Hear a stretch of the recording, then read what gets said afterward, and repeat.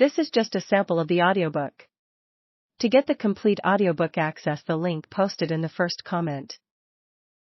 On the afternoon of Friday, March 9, 1804, at what is now the southeast corner of Main and Walnut Streets in St. Louis, Missouri, Carlos de Halt de la Souze, last of the Spanish lieutenant governors of Upper Louisiana, addressed a large crowd in front of the government house.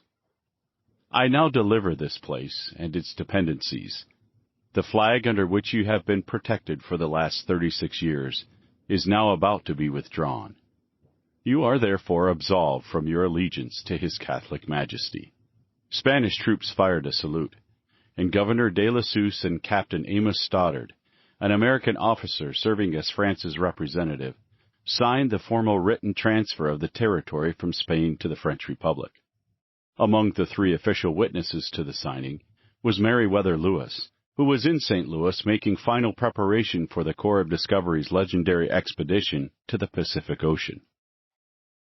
After a night in which the French tricolor flag is said to have flown above St. Louis, Captain Stoddard, now representing the United States as the incoming military and civil commandant of Upper Louisiana, addressed a crowd that included nearly all of the residents of St. Louis.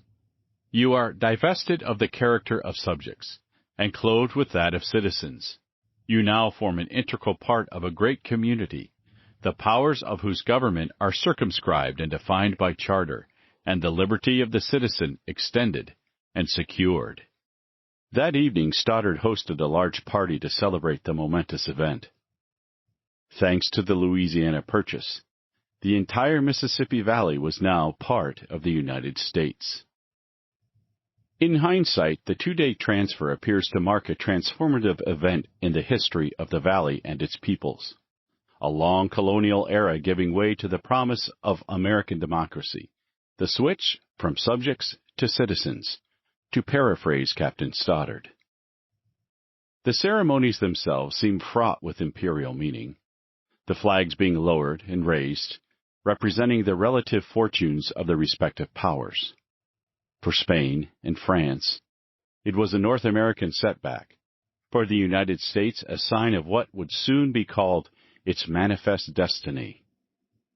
But from another perspective, the treaties that caused Louisiana to change hands from Spain to France and from France to the United States can be seen as merely contributing to a transformation that had already begun, an economic transformation that had little to do with imperial politics and everything to do with the peoples of the valley and the land itself. From furs to farms is a history of the part of the Mississippi Valley that gave rise to the states of Missouri and Illinois, known in the 18th century as the Illinois Country. It was until the 1760s, in the middle of a French arc of colonial influence that stretched from the mouth of the St. Lawrence River through the Great Lakes and down the Mississippi River to the Gulf of Mexico. Like all histories, this one involves people, the things they did or tried to do, and geography.